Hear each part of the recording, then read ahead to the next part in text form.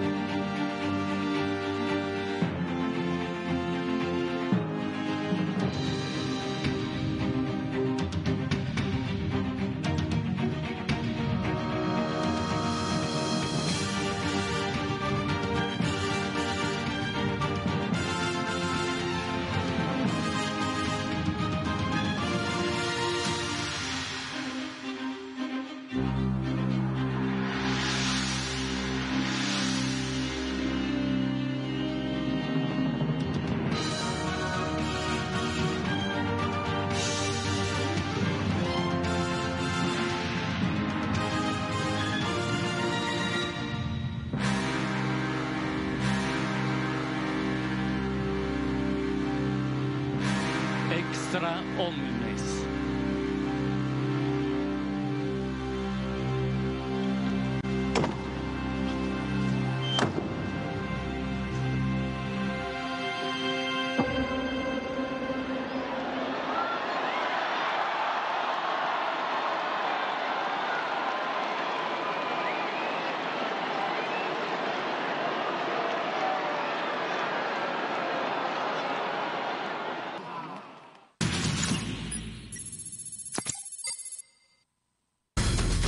El mundo estuvo pendiente hoy del Vaticano.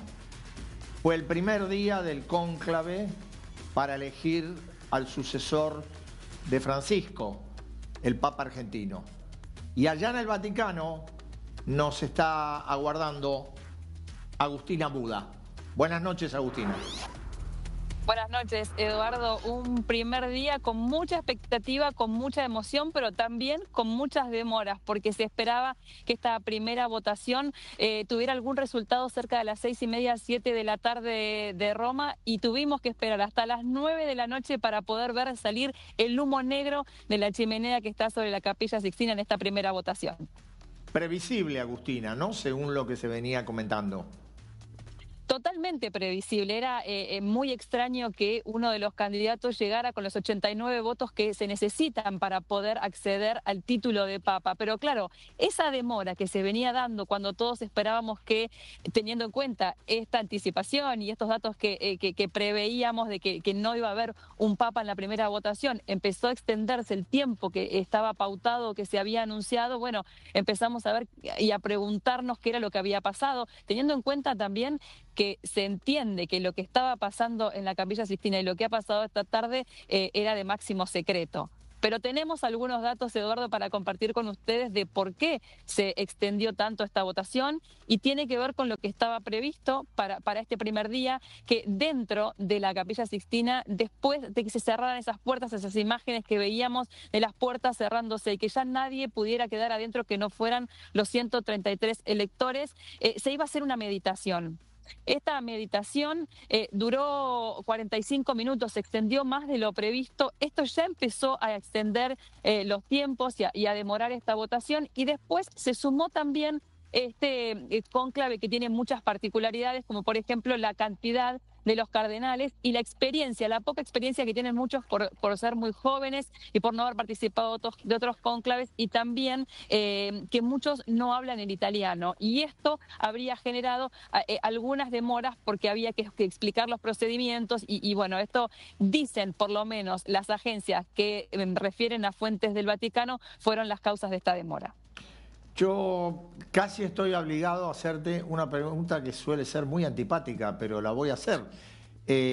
Adelante. ¿Qué previsión podrías tener para mañana y para el viernes, teniendo en cuenta que, bueno, después viene el fin de semana? A ver, Eduardo, desde los primeros días se está diciendo que va a ser un cónclave corto, que se espera un cónclave de no más de 2 o 3 días. Y esto tiene que ver, y entiendo, con la imagen que la Iglesia va a dar hacia afuera también, ¿no? El mensaje. Si este cónclave se extendiera mucho tiempo más, hablaría de una Iglesia muy fragmentada y de un Papa que quizás llegue con poca legitimidad o con una imagen de poca legitimidad para el afuera. Con lo cual, estos 2 o 3 días serían los acordes como para poder lograr las negociaciones y poder tener a ese candidato y el nuevo líder de la Iglesia Católica en 2 o 3 días nada más. Si esto se extiende, si llegamos al fin de semana, si hay que dar ese día de descanso a los cardenales, pasarían muchos días y también demostraría que los cardenales, esos 133 representantes, digamos, de Dios y que van a recibir el mensaje del Espíritu Santo tal cual ellos lo dicen, no están pudiendo encontrar el consenso y hay algo ahí que no estaría bien, y me parece a mí que no sería un buen mensaje ni una buena imagen para la Iglesia, con lo cual, por lo que se dice y se viene diciendo en los últimos días, no va a durar más de 2 o 3 días. Mañana hay 4 votaciones y se extenderían nuevamente al viernes otras 4 votaciones si es que mañana no logramos dar la noticia de que hay un nuevo Papa. Agustina, te haría la última pregunta y tiene que ver un poco con el contexto o el clima. ¿Cómo se siguió en Roma? ¿Cómo se siguió allí en el Vaticano, en la Plaza San Pedro, el primer día de cónclave? Este primer día fue un poco atípico, ¿no? Primero, en cuanto a las condiciones meteorológicas, un día que empezó con lluvia, nublado, después hubo sol, volvió a llover, íbamos y veníamos, y eso hacía que la gente se fuera moviendo bastante rápido, pero más de 50.000 personas, se estiman, llegaron hasta el Vaticano para poder seguir esta primera votación. Pudimos ver a través de las pantallas gigantes que están tanto en la plaza detrás mío como a través de toda la vía de la Conciliación, para que la gente pudiera seguir en vivo las mismas imágenes que se transmitieron al mundo, no solamente la misa de la mañana, sino también la jura y la entrada a la Capilla Sixtina hasta que se cerraron esas puertas, pero la gente seguía con mucha atención. Y después, cuando todos sabíamos que entre las 6:30 y las 7 iba a haber alguna novedad, ya la imagen estaba en la chimenea, todas las pantallas mostraban esa misma imagen, pero claro, nada pasaba, y pasaba la hora y pasaban los minutos y seguían pasando, y eso empezó a generar nerviosismo, preguntas, mucha ansiedad, pero bueno, a las 9:01:02 llegó esta fumata negra y la gente se notó como un tono de desilusión, pero bueno, también de que tanta espera por lo menos se había terminado, y lo que todos suponíamos era que la fumata iba a ser negra, y así fue. Agustina, muchísimas gracias por estar con nosotros hoy en Datos, ¿eh? Hasta luego, Eduardo.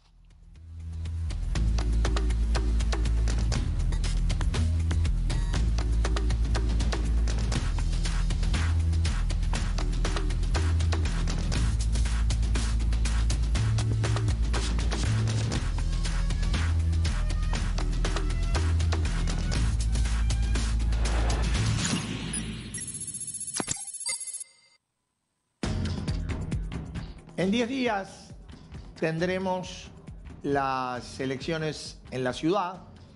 Siempre conviene recordar que este domingo hay 4 elecciones en provincias en el interior, pero que la elección de la ciudad se ha transformado en una especie de prueba piloto para lo que viene.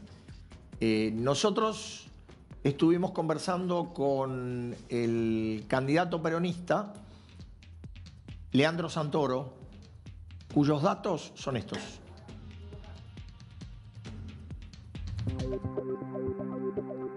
Nació el 11 de enero de 1976 en Buenos Aires. Es politólogo y docente. Diputado nacional desde el 10 de diciembre de 2021. Candidato a legislador de la ciudad de Buenos Aires por Es Ahora Buenos Aires.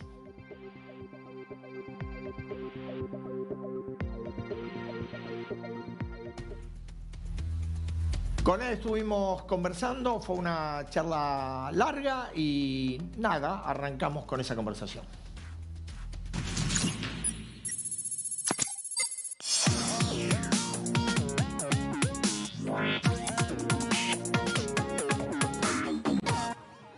Diputado, primera pregunta general. ¿Qué significado tiene en este momento, con este desdoblamiento tan desacoplado de lo que va a ser la elección de octubre, esta elección en la ciudad? Es una incógnita porque se está resignificando constantemente esta elección. Al principio era una elección desdoblada para discutir los temas de la ciudad.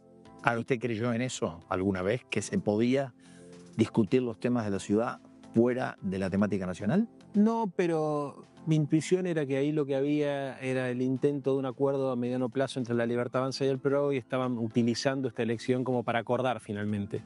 Hoy tengo la sensación de que las cosas entre ellos están tan rota que probablemente sea cual sea el resultado de la elección, va a continuar el conflicto.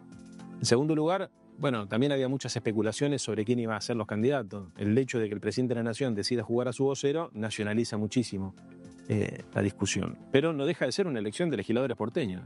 O sea, a mí me han preguntado un colega tuyo, bueno, ¿y si usted gana, Santoro, qué pasa con el tipo de cambio el día después?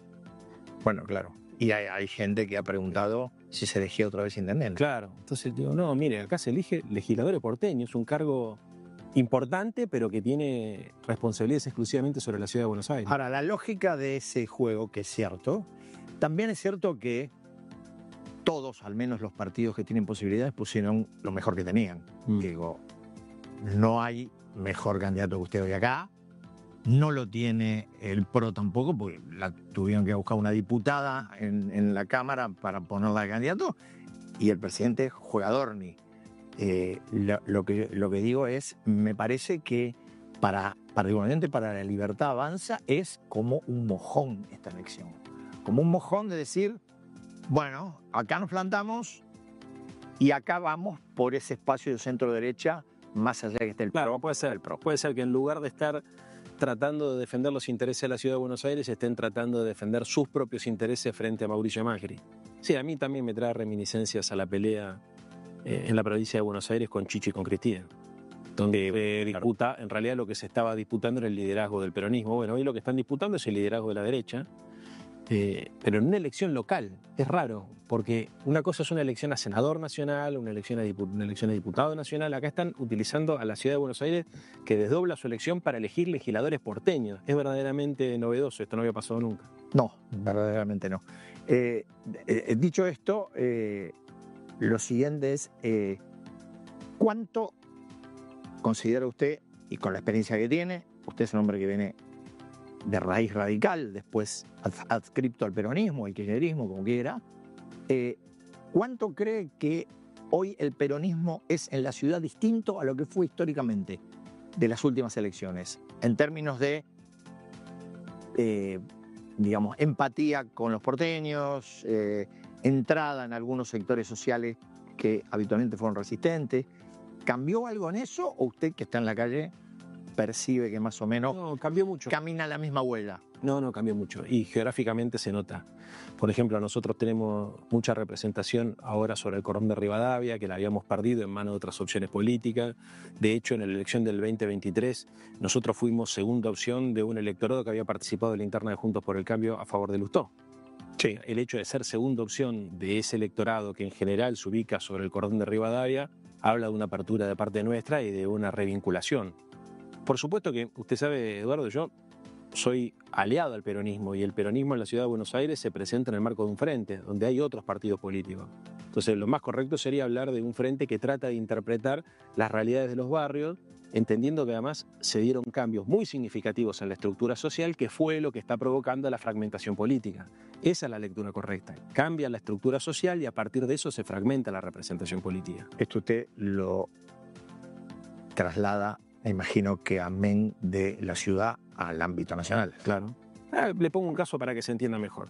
Los trabajadores históricamente eran voto cautivo del PJ. Hoy el trabajador informal, el Uber, el Rappi, el trabajador de plataforma, tal vez se sienta mejor expresado por las propuestas de Javier Milei, siendo que el laburante formal o el trabajador bajo convenio activo, pero es un fenómeno global, sí se siente más representado por nuestro espacio. Pasó en los Estados Unidos con Donald Trump, una proletarización del Partido Republicano, ¿no es cierto? Y hubo de alguna manera un aburguesamiento, si se quiere, del Partido Demócrata. El Partido Demócrata en los Estados Unidos era el partido de los sindicatos y terminó siendo el partido de los liberales de clase media, y el Partido Republicano, que era un partido más bien conservador, se termina proletarizando con la incorporación de los laburantes blancos del cordón del óxido.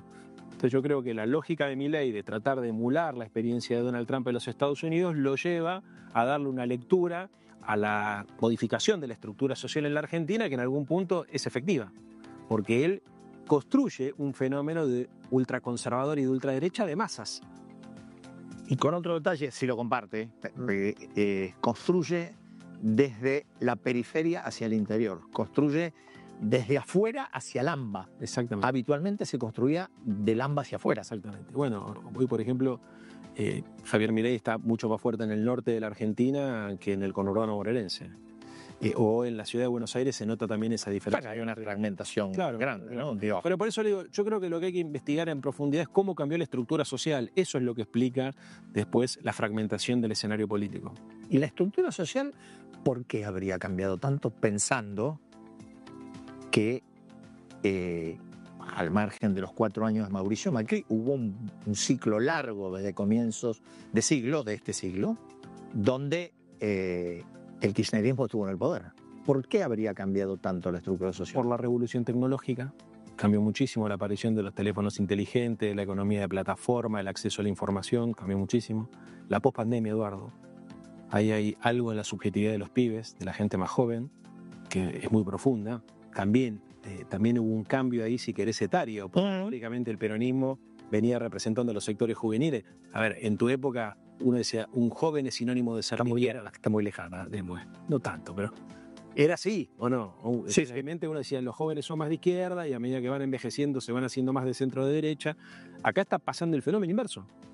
O sea, los sectores más juveniles tienen ideas más conservadoras, en general, estoy haciendo una exageración, y los sectores por ahí más centrados en edad conservan ideas progresistas. Sí, más también algunos sectores, no solamente por la condición de edad, sino también por las condiciones socioeconómicas, ¿no? Y decía, el otro día leía una reflexión de un politólogo búlgaro, Krastev, que decía que el fenómeno, y no lo decía por la Argentina, que se da un fenómeno de combinación entre los grandes millonarios y los pobres, y que eso implica un deterioro de las instituciones. ¿Por qué? Porque los pobres están resentidos con las instituciones que lo condenaron a la pobreza, y los ricos son los ricos. Eso es así. Decía, esa era la síntesis fácil. Sí. ¿Qué es Milei? Bueno, a ver. Milei, dos planos, en lo personal y en lo político. en lo personal es incómodo calificarlo porque yo... No, yo no pido calificaciones. Bueno, o describirlo porque es una persona... Quiero ser respetuoso porque lo primero que tendría que decir es el presidente elegido constitucionalmente por mi país. Así que yo en eso trato de guardar las formas porque no dejo de tener presente que es el presidente de la República. En segundo lugar, digo, es tan disruptivo y es tan políticamente incorrecto que muchas veces pareciera que él se olvida que es el presidente de la República y que actúa como si no lo fuese, cuando ataca a la gente, cuando descalifica, cuando humilla. A mí me parece que más allá de sus ideas económicas hay algo en su personalidad que no ayuda a la convivencia pacífica y democrática. En segundo lugar, me parece que trata de emular, como te decía recién, a Donald Trump y esa lógica ultraconservadora que ha funcionado en algunos países, pero que en la Argentina tiene enormes dificultades prácticas. Fíjate vos todo el tema de la guerra comercial, los alineamientos internacionales, los dolores de cabeza que le trajeron el propio Javier Milei. O sea, cuando asumen lo invitan a Zelensky y después resulta que se junta Donald Trump con Zelensky y lo basurea en público en una conferencia de prensa inédita. Y el tipo está viendo cómo hace para reacomodar el cuerpo. Y se recicla en el Vaticano. Por ejemplo. O el tema de la guerra arancelaria, ¿no es cierto? Toda la lógica de la economía de libre mercado, sin Estado, sin regulaciones, y de repente aparece Donald Trump y dice: en mi guerra con China voy a cambiar el comercio global. Y la Argentina queda pedaleando en el aire. Entonces, es un experimento social también. Porque además yo noto que acá hay un grado de improvisación y de amateurismo que a mí a veces me llama la atención. Siendo que hay gente que lo rodea a él que no es ni amateur ni le falta experiencia. Pero a veces actúan de una manera tal impulsiva que nos lleva a imaginarnos que en realidad muchas de las decisiones que toman las toman sobre la marcha. Pasemos al peronismo. Usted me decía, bueno, yo me adscribo al peronismo, me acerco. ¿En qué año fue eso aproximadamente? Después de la convención de Gualeguaychú del 2013. Correcto. ¿En qué, así como lo pregunté por Milei, en qué situación está hoy el peronismo? Bueno, a ver, pasa con el peronismo algo parecido a lo que pasó con el radicalismo. Son culturas políticas, pero en términos de partidos políticos están muy desdibujados como partido. En el caso del radicalismo, la disgregación fue total. En el caso del peronismo todavía hay sectores que tienen adscripción ideológica al partido. O sea, usted todavía se encuentra trabajadores, personas de clase media que se dicen peronistas y que votan el peronismo. En el caso del radicalismo es muy común encontrar que es radical y vota el PRO, por ejemplo, ¿no? Eso se flexibilizó más. Después hay un fenómeno que también he notado que se asemeja demasiado, que es la provincialización del Partido Nacional. Uh-huh. O sea, son partidos que por ahí son muy fuertes en algunas provincias donde a nivel nacional esa misma provincia vota distinto. El peronismo cordobés. ¿Sí? Si hay una provincia antiperonista, que uno dice, ¿cuál es la provincia más antiperonista de la Argentina? Dice Córdoba. Sin embargo, la capital y la provincia la gobierna la gente del peronismo. Hace 20 años. Es rarísimo, claro, como fenómeno es rarísimo. Bueno, de ahí salía lo que comentábamos antes, que decía Federico Zapata. Bueno, puede ser que el peronismo de Córdoba haya entendido a la sociedad cordobesa como el peronismo nacional no entiende a la sociedad argentina. Pretende asimilarlo al peronismo y a veces el proceso es inverso. ¿Sí? Pero sin embargo, Schiaretti no logró tampoco construir un liderazgo nacional desde ese... Nunca el peronismo exportó Córdoba. Claro, nunca. ¿No? Ni con De la Sota. No, que para mí lejos fue el dirigente político más lúcido de los últimos años, o uno de los dirigentes políticos más lúcidos. Siempre tuve profunda admiración por su forma de entender la política, por su plasticidad. por su vocación democrática a dialogar, así que gran pérdida lo de Leo Gioia.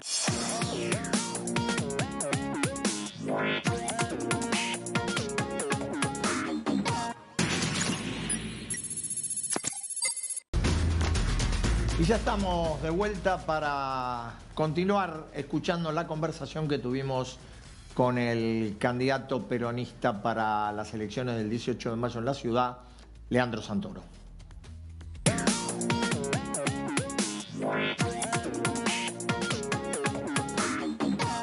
¿Y cómo sigue el peronismo? A ver, ¿cómo sigue el peronismo pensando que no voy a decir que es un partido distrital, porque no es así, pero sí que es un partido que se ha afincado mucho en la provincia de Buenos Aires? Y ahí tenemos un conflicto. Ahí está Cristina Fernández y está Axel Kicillof. A ver, así como le pedí lo de Milei, defíname a Cristina. Personal y político, sin necesidad, descriptivo, sin necesidad de calificar. Me parece que es un cuadro político muy profundo.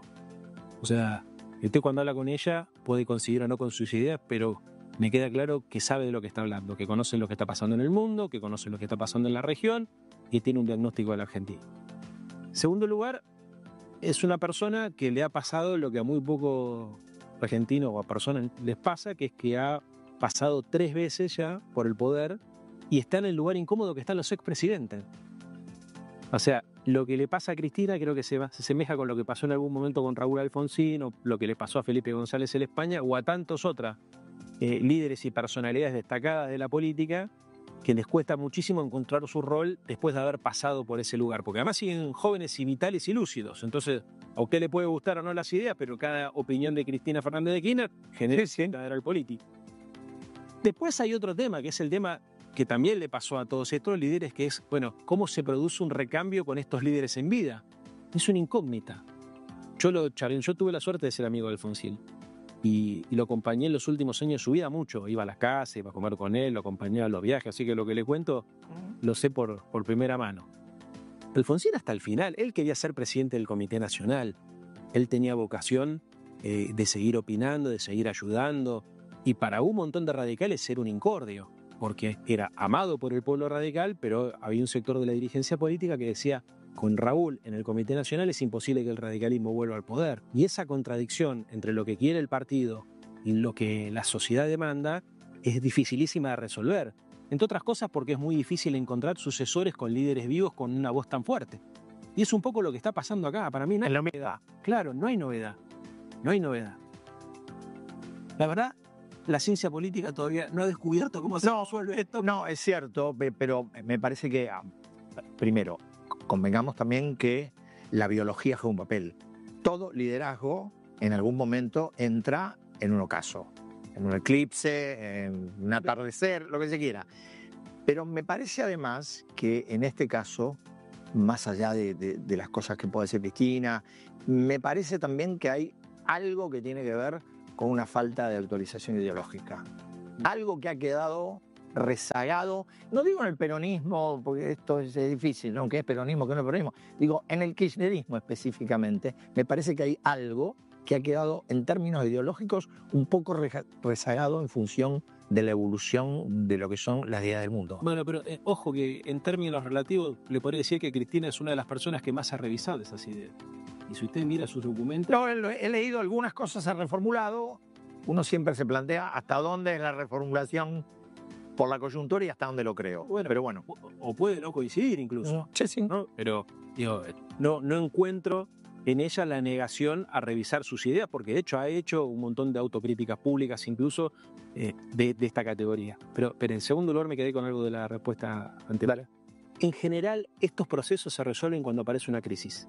No se resuelven de manera ordenada. Son las crisis las que obliga al sistema de partidos y a los partidos tradicionales a resolver rápidamente una sucesión de liderazgo. Y en la Argentina es muy común decir que las elecciones, más que ganarlas, la oposición las pierde el oficialismo. Entonces, probablemente en el momento que el ciclo político de Milei empieza a apagarse, ahí se empiecen a dar esos cambios, probablemente de manera desordenada, como ha sido el caso de Milei en relación, por ejemplo, al resto del sistema político argentino, que sea lo que empieza a dar origen y nacimiento a una nueva fuerza política o una nueva experiencia de recambio. Mirando un poquito la región, mirando un poco América Latina, mirando un poco lo que está pasando en Estados Unidos, lo que pasa con el Mercosur, lo que pasa en la región, Novoa en Ecuador, como contracara Yamandu Orsi en Uruguay. ¿Cómo imagina la evolución de esto y cómo imagina esta Argentina con este proceso tan disruptivo? Lo que pasa es que el gran elemento distorsionador de la racionalidad, el sentido común, los pronósticos, es Donald Trump. Verdaderamente, yo tengo la suerte de charlar con muchos embajadores que me invitan muchas veces a tomar café a las distintas embajadas a ver cómo estamos viendo la Argentina. Y por supuesto aprovecho yo a ver cómo la ven ellos, ¿no? Y el desconcierto es total. El desconcierto es total. Estamos frente a un hombre que ha puesto el mundo en crisis. La institucionalidad de la posguerra la ha puesto en crisis. Que ha logrado 2 milagros en los últimos días, que es dar vuelta a elecciones en Canadá y en Australia. Que ganarán los partidos contrarios a él. Sí, porque se han habilitado hipótesis que eran absolutamente impensadas. La posibilidad de anexar Groenlandia, de anexar Canadá. O sea, usted habla pues, nosotros a veces vemos la política exterior como si le estuviera pasando a otro, como algo muy alejado de nuestra vida cotidiana. Pero ya en el resto del mundo no pasa esto. En el resto del mundo, cuando el presidente de los Estados Unidos dice que se quiere quedar con el canal de Panamá, hay ruido. Y acá la gente ni debe estar enterada que el presidente de los Estados Unidos amenazó con quedarse con el canal de Panamá, con Groenlandia y con Canadá. Sí, pero hay algo, y decime si lo compartís o no simplemente, hay algo, yo creo también que hay, en esto, bien descrito, también hay algo de un componente cultural de la Argentina cuya ubicación geográfica, más allá de la cercanía que nosotros creemos que tenemos, no estamos tan cerca como creemos y nos pasa estas cosas de no comprender o no tomar dimensión de algunas cosas que han ocurrido en el mundo, que están ocurriendo. Y doy un ejemplo, aún con un sentido crítico. Me parece que en los 12 años de papado, la Argentina se enredó en si el Papa venía o no venía. Sí, eso. Y no aprovechamos la oportunidad de tener un Papa, pero para muchísimas cosas hubiese servido. Y eso es otro error de nuestro país, de meter todo en la grieta, ¿no? Y de la futbolización de la política te lleva muchas veces a perder sentido de la realidad. Hubiésemos aprovechado el Papa para poner en valor a nuestro país, se pudo haber hecho eso, ¿no? Y lo hubiésemos aprovechado también para tratar de construir algún símbolo de unidad, que es una de las cosas que a mí más me preocupa, porque casi todos los países tienen conflictos internos, muchos tienen conflictos más graves que los que tenemos nosotros, religiosos, étnicos, la suerte de no tener ese problema. Pero parece que los inventamos, Eduardo. A ver, uno ve países que tienen guerras internas que son terribles y nosotros, que somos una sociedad relativamente igualitaria todavía, a pesar de las enormes desigualdades, especial, que tenemos la vocación todavía de ser un país que mira hacia Europa, que se proyecta hacia el mundo, que tiene aspiraciones, no es un país donde la gente está con los brazos caídos. Acá, cuando vos hablas de progreso, de bienestar, la gente se engancha, de emprendedurismo, de meritocracia, todo eso. ¿Por qué engancha? Porque hay algo todavía en el sentido común, pero también en nuestra propia identidad y en nuestra propia idiosincrasia hay algo que conspira contra eso. Entonces, yo pongo el caso de lo que vos decías de la vuelta del Papa como un símbolo de otra oportunidad perdida, que era la oportunidad de encontrarnos en un punto. Lo que en algún momento fue Malvinas o el Mercosur. Recordémosle a la gente, por ejemplo, el Mercosur fue una política que inicia el presidente Alfonsín González, pero la continúa Menem. El tema de la reivindicación de la soberanía sobre las islas. Entonces, hubiésemos hecho un acto de unidad con el Papa para mostrarle al mundo que la Argentina, entre otras cosas, es un lugar donde las inversiones corren menos riesgo que en otros países donde hay guerras fratricidas. Imagínate qué fuerte que hubiese sido esa foto, todos los presidentes de la democracia, todos los partidos políticos recibiendo al Papa argentino y dándole la oportunidad de que se despida. La verdad, un dolor, y no es responsabilidad solamente de este gobierno o del anterior, es responsabilidad del conjunto del sistema político y de la sociedad argentina que no logra entender que hay momentos donde la lógica futbolista hay que dejarla de lado y poner el sentido de unidad. Gracias, diputado, es muy amable.